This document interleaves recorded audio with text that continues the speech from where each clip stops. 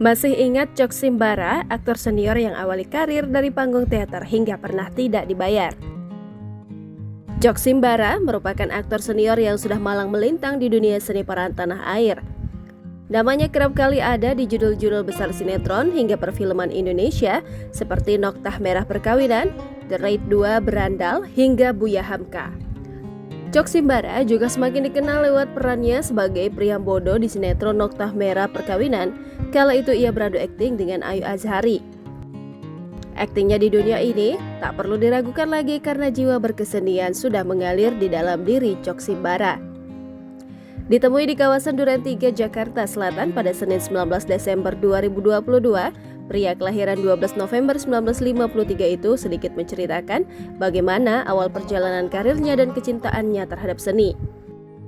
Ia menuturkan perjalanan karirnya di dunia seni peran dimulai pada 1973 dengan terlibat di beberapa panggung teater. Dalam periode waktu tersebut, Cok Simbara bermain teater di berbagai panggung hingga ke negara tetangga. Cok Simbara mengungkapkan kala itu pernah tak dibayar sama sekali saat keliling selama 1 tahun hanya bisa beli 2 kaos. Lanjut Cok Simbara, waktu itu ia keliling Indonesia, Malaysia hingga Singapura. Meski begitu, Cok Simbara tidak memusingkan tentang apa yang dia dapatkan untuk diri sendiri dari dunia teater. Sebab jiwa kesenian sudah mengalir dalam diri pria berusia 69 tahun itu. Selain teater, pemeran Munawar dalam The Raid 2 Berandal ini juga mengaku kerap membuat poster meskipun tidak dibayar. Film pertama Cok Simbara adalah Ku Gapai Cintamu di tahun 1977 yang disutradarai Wim Umboh. Cok Simbara mengatakan ia terlibat dalam film tersebut karena ditawari oleh adik kelasnya di Institut Kesenian Jakarta, Nur Hadi Irawan, yang pada saat itu sudah menjadi asisten sutradara. Beberapa waktu kemudian, Cok Simbara dengan rambutnya yang masih terlihat gondrong itu bertemu dengan Wim Umboh. Tanpa basa-basi, Wim Umboh langsung memberikan tawaran kepada Cok Simbara.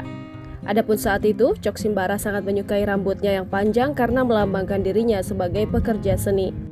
Cok Simbara melanjutkan jika kala itu Wim Umboh memintanya untuk memotong rambut dan bersedia membayar jasa potong rambut jika Cok Simbara bersedia. Cok Simbara sempat ragu dan akhirnya bersedia agar rambut panjangnya dipotong.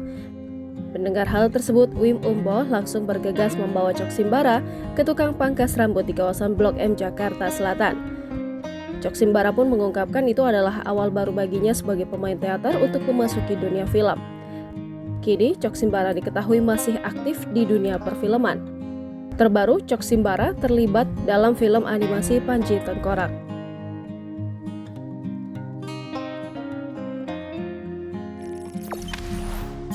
Jangan lupa subscribe, share, komen, dan like ya!